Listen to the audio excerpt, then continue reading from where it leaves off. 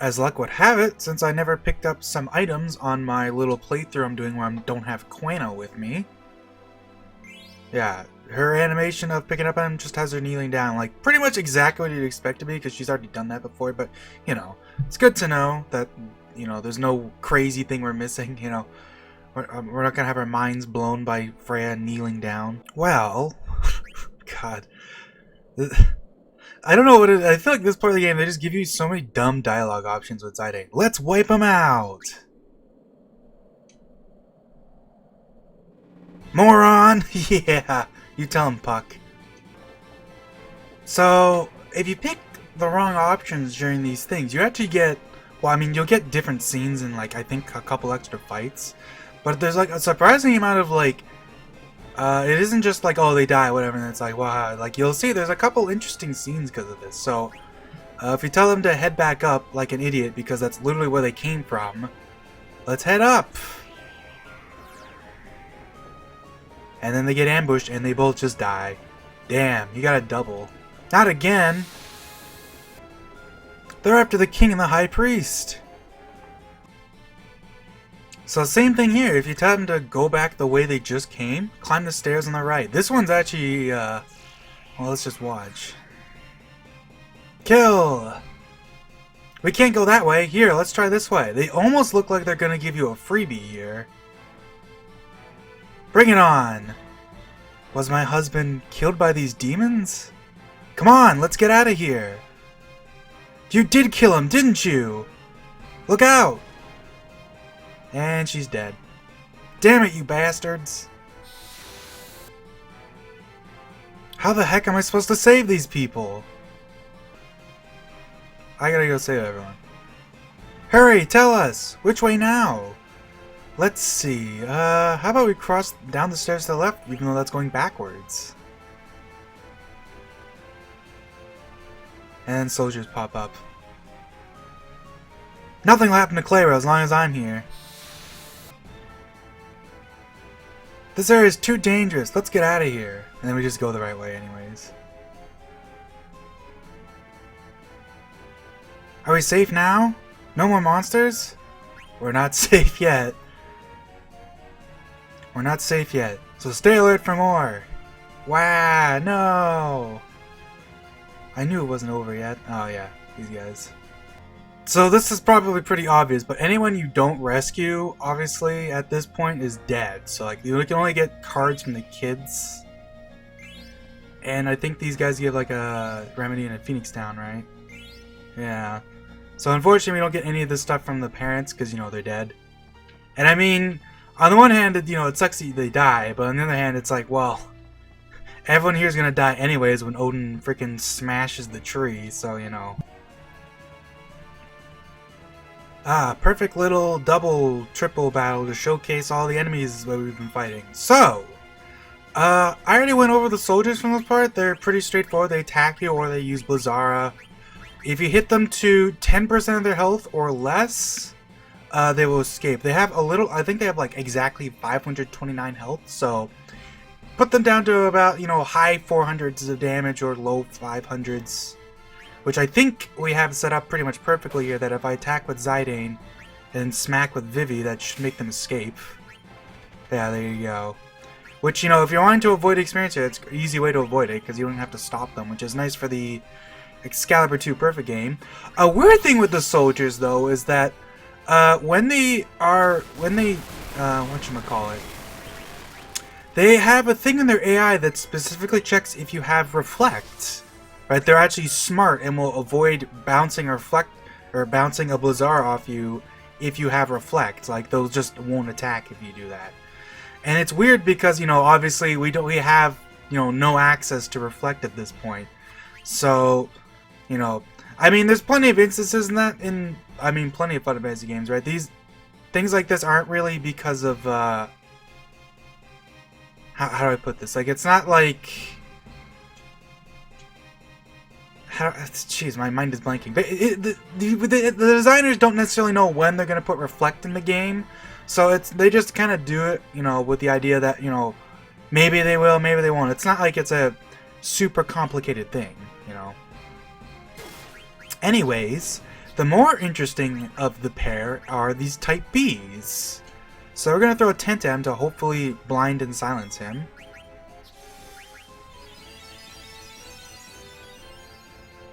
There you go. We'll cure his poison too, just to make sure. He's taking some damage, which is fine, because it doesn't really matter. So, when you silence these guys, they can't do anything, because all they have access to are Phyra, Thundara, and Osmos. They don't have Blizzara, because I'm assuming because the soldiers do, so they didn't want you to see a lot of that here. And what's interesting about these guys is they actually have a special check. They have a turn counter that goes up through the fight. And they also have a check for when they have no MP. If they have Osmos, but if they don't have enough MP to cast Osmos, they'll also do something. They'll do the same thing after either if they run out of MP or if 10 turns have passed, just like with Beatrix. And we'll showcase this here. Because obviously if you silence them, you can just sit here and wait for them to do it. As far as I'm aware of, I wouldn't assume. It'd be kind of weird if their turn counter didn't go up if they can't do anything. Be kind of funny though, I guess. Do do do do do do do do. Bing, bing. Got that nice high potion. I guess while we're here, I'll point out that I totally forgot about this up until the moment, but I haven't even talked about focus yet. You can see the description for it just says raises magic. What focus does is every time you use focus, it raises Vivi's magic stat by 25%, and this stacks every time you use it. So like, and it stacks on the current value. So essentially, it gets stronger as you use it more, right? If he has say 20 magic, then using focus will raise it by 5 because 25% of 20 is 5. But then when you use it again, it'll be, I believe it rounds down, so it'll raise it by 6, since, or wait, no, would it raise it by, no, it would raise it by 7, because it goes up to, wait.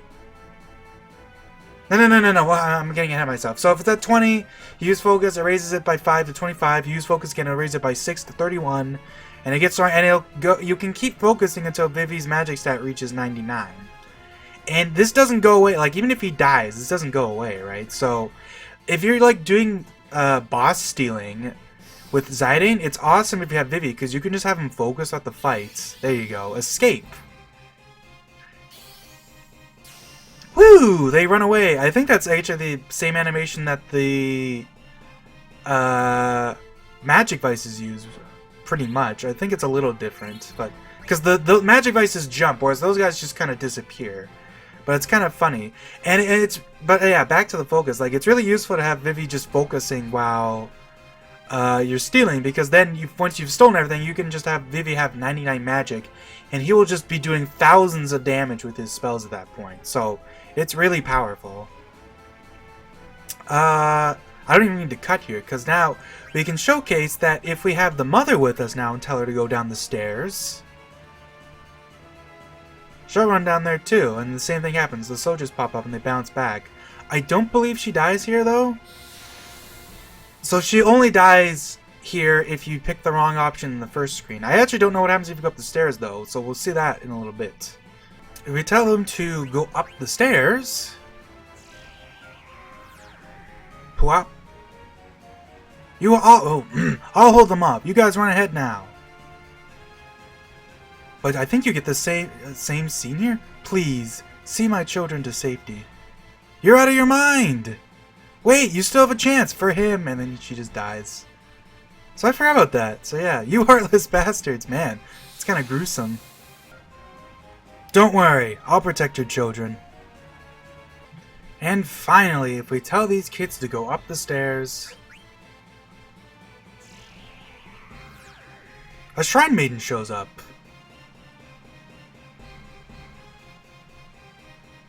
You will save Clara, won't you? I will slow their advance. You're out of your mind, as Zidane says thing. For Clara! That's kind of funny, actually. That's interesting, actually. That means that, right, that maiden only shows up to... She shows up to die, basically.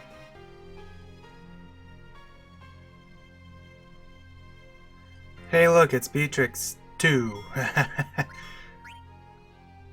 So we pretty much. Oh yeah, she has an ice band. I forgot about that. Beatrix, we pretty much learned. What am I trying to say? She works pretty much exactly the same as she did in the first fight. The one big difference is that, unlike the first fight, she actually has something she does when she gets to half health. So if we beat her up for a little while, she'll actually do something different than the first time we saw her. So, in the first fight, she's immune to everything but slow, and it's the same thing here. Anything that isn't slow fails on her, she's just straight up immune to like everything. Like, she's even immune to like her positive status effects. Like, you can't put protect on her, can't put anything crazy like that. Is that half health? You can see, like, once you've gotten, like, man-eater stuff, she starts getting beat up like hell.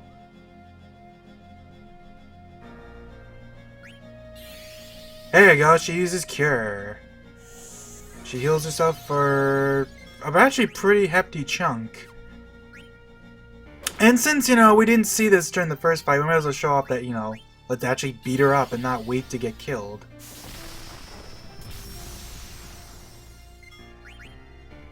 And maybe if we can... She's already quite low, so let's see if we can... Oh, well... Not now. Freya did! I guess we'll throw a high potion at Freya. I want to see if we can get Beatrix to low health and then kill her while Freya's in the air, basically. I don't think it's going to happen just because it's kind of hard to time that. But we'll attack once more with Zidane, and then... Because that should put her right to pretty low. Oh, god damn it! Alright, well... Let's Phoenix down, Vivi. Toss a potion at him, because anything that isn't shock won't kill him anyways, because he's back row and got good armor. Alright, come on, guys. Come on, Beatrix. Don't shock again. There we go. Alright, so basically we're going to queue up her jump. And then we're going to attack with these two and see what happens. Ouch.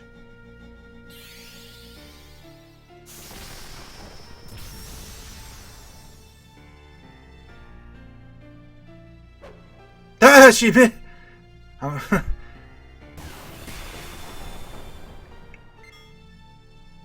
And yeah, as soon as Freya lands, I don't know actually if we could show up, but I don't think that was 10 attacks, so... But it's hard to tell. I mean, whatever, you know, it's Beatrix, she beats you up, you know, whatever. Clara, Puck, they're all gone, yeah. Like, I think, if you have Quina, right, so funny, Vivi's only concerned with... Actually, is that true? I don't know, but they don't mention Quina here if you don't have her, which, you know, duh, but just pointing that out.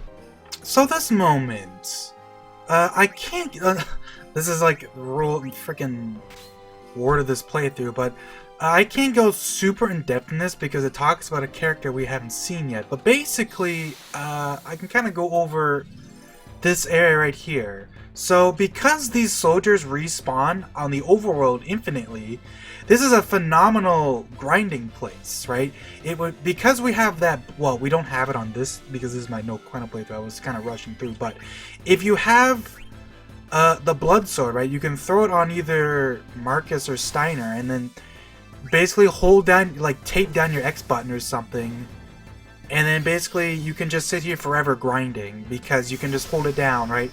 The battle starts, you can hold X to go through all the menus, and it just keeps on going. Or like a turbo controller or something, right? Like, I forget, if I hold down X here...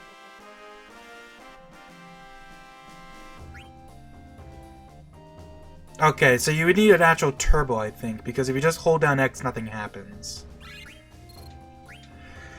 But generally, the funny thing is you don't actually want to do this with Steiner because of the way your stats work in this game, the way stat growth works. But we'll talk about that more in depth later. But in the same venue, there's actually a glitch related to Marcus where leveling him up to 99 is actually really good because of like a weird quirk with the way certain stats happen. And once again, we'll talk about that more later, but because of that, with like a turbo controller, just going overnight with Marcus to get him up to level 99 will you know, is kind of insane, actually. It's funny. Nice dodge. Yeah, it's kind of funny. It's like both things I can't really talk about. But basically, well, you know what? Screw it. Why don't I go over this now? So, stat growth in this game. Let's get over to the stairs so I don't have to worry about the soldiers. Can I go over here before another one spawns? Yes, I can. So, stat growth in this game. Let's get up this ladder so I can go into the menu and talk about this. So, I mentioned back when that leveling up doesn't do that much for you a lot of the time, except give you more HP.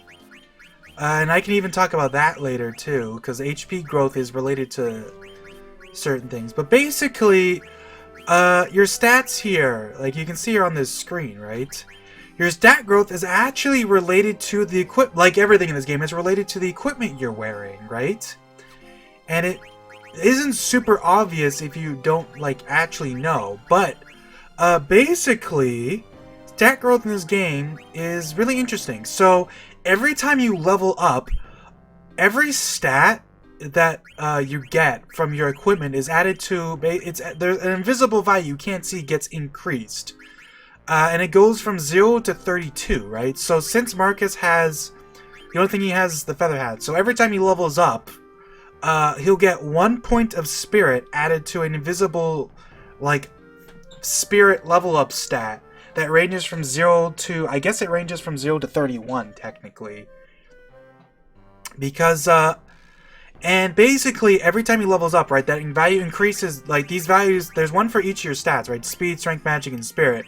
Every time you level up, anything that you're wearing will increase that relative stats. Like because I have the spirit stat, right, it goes up.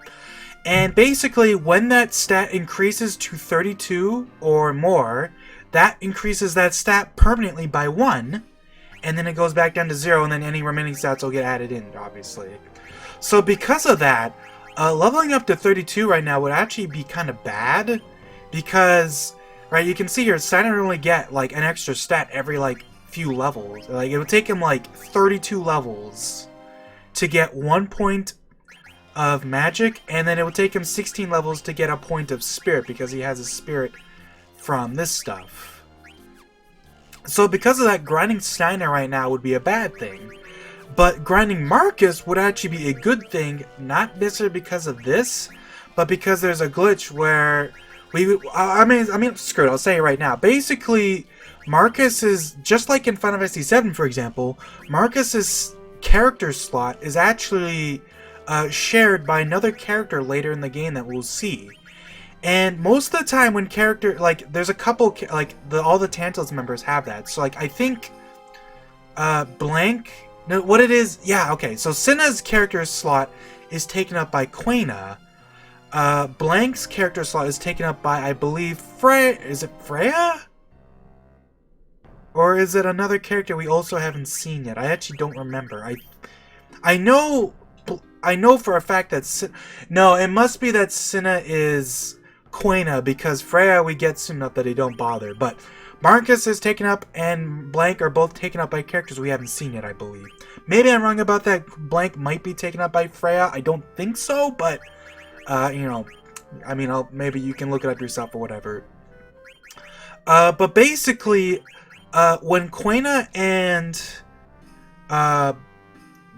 the unknown character take over those slots, they inherit that character's level, but they inherit that character's level to a point where there's actually a special check, right? Where it's like, if the party is higher level than Blank or Marcus, then Marcus and Blank will simply become the average of that level.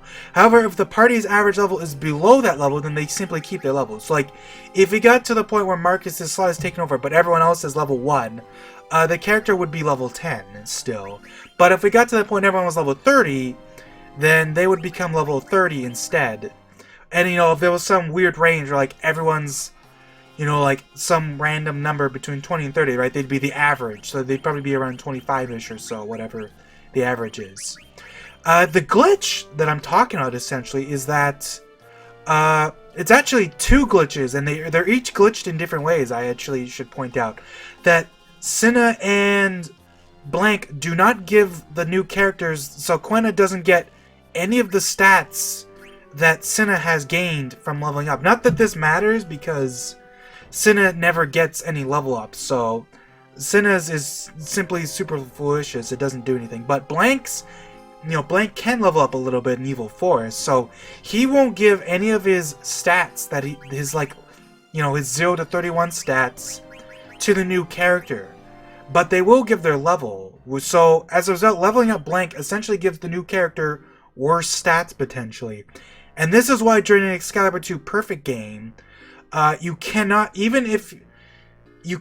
simply give Blank experience to keep the other characters at level 1, because then the new character joins at a higher level and he doesn't get any of the bonus stats. So it is essentially like it ruins the new character's stats. They can't be as good as possible.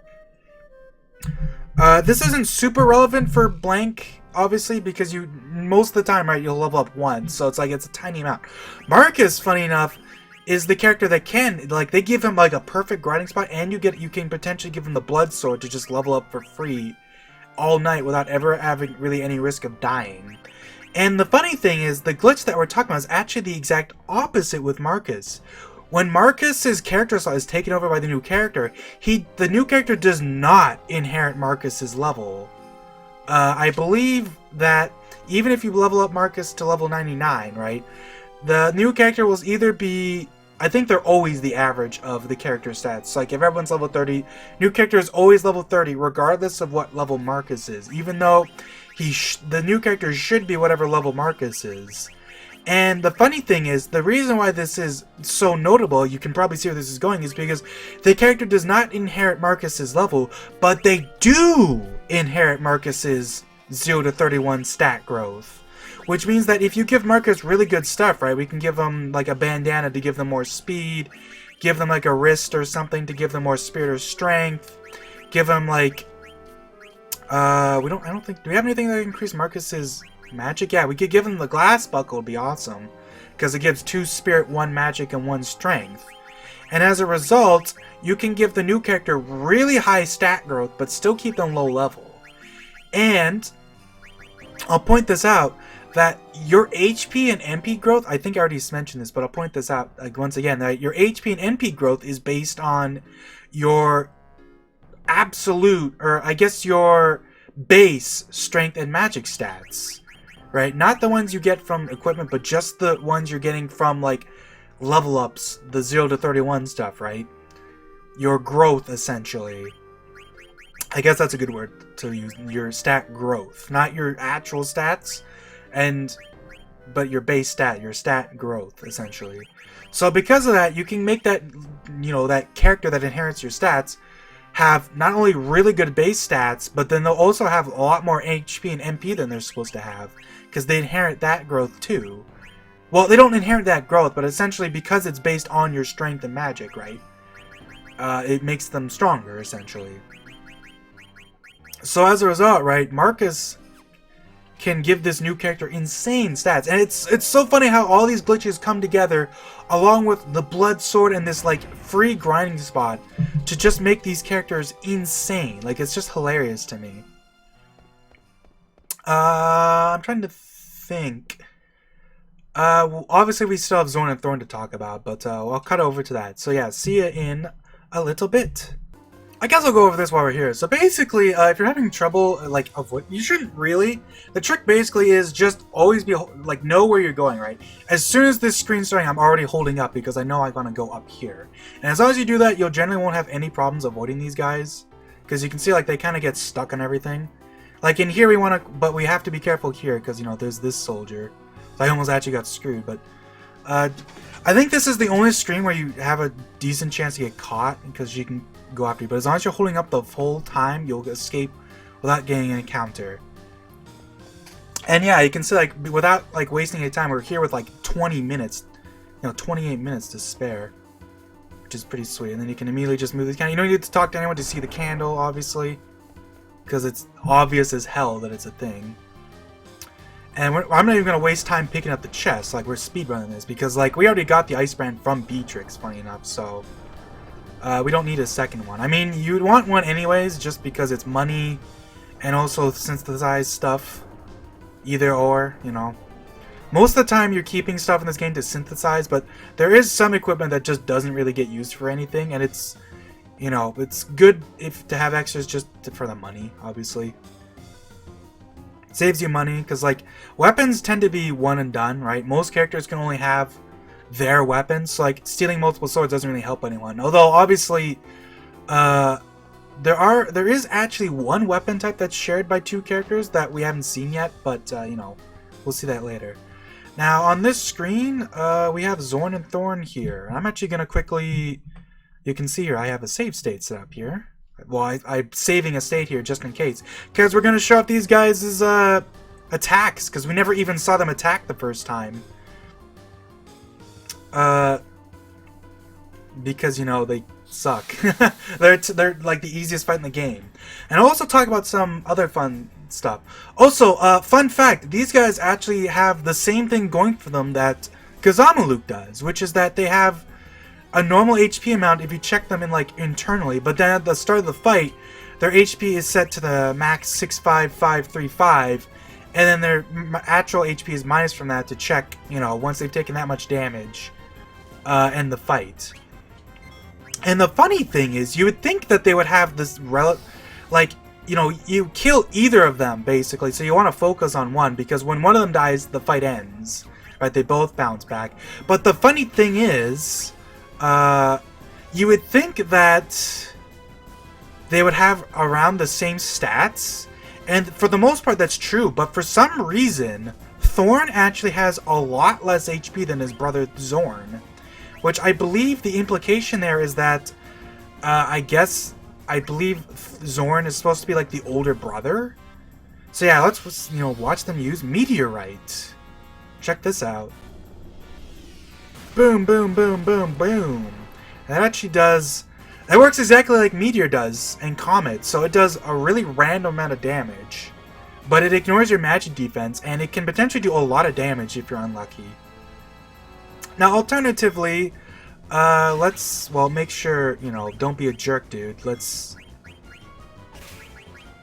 you know, I want to see you use your actual attacks here. So let's heal up just to make sure, because we want to see Thorn use Flare, or Nano Flare, I believe it's actually called. You know, fun fact about that. There we go, Flare Power. So they're called, like, Meteor and Flare Power, but they have their own special, like, animations and things. And funny enough, these are both attacks you only see in this fight. You never see Meteorite or Light Flare anywhere else. That's what it's called, Light Flare. I think the actual animation is called Nano Flare, but the actual attack just looks like that. You can see why these guys are so pathetic, though. Like, they have to wait. You know, they have to sit there and not attack, like, not get attacked, and then even after all that, they only take, like, that much damage. Like, they didn't even do that much. Anyways, let's watch how much damage we can do these guys. Everyone here has Man Killer, and we have Vivi with Strong Magic. So watch how much damage we can just immediately wipe out with Thorn here. Boom. Another 600. Watch how much damage freaking Steiner's about to do, by the way. Like, we just one-rounded him, basically. Like, Zorn, the blue guy there, has 4,200 HP, roughly, a little more than that. And then Thorn only has, like, 2,900. I didn't get their names reversed, did I? It'd be funny if I did. But yeah, you can see, like, their attack animations. Zorn is the blue one, Thorn is the red one. You know, obviously most people probably don't know that. And I never remember that either, because, like, it's hard to remember, because the names are similar, they have the same colors. You know, all that jazz. It's just funny to me how easy that fight is. Like, if you think about it, it kind of makes sense that it's not that hard, because it's more intended to just be a time waster, right? Their attacks don't do that much damage, but their animations can take a while, so they can kind of stall if you're not careful. And then, you know, they have the funny thing where they have the same HP thing that Gazamuluk does. I'm trying to think... Yeah, no, I guess that's it, because we're done here. There's nothing else to see. So yeah, see you guys later.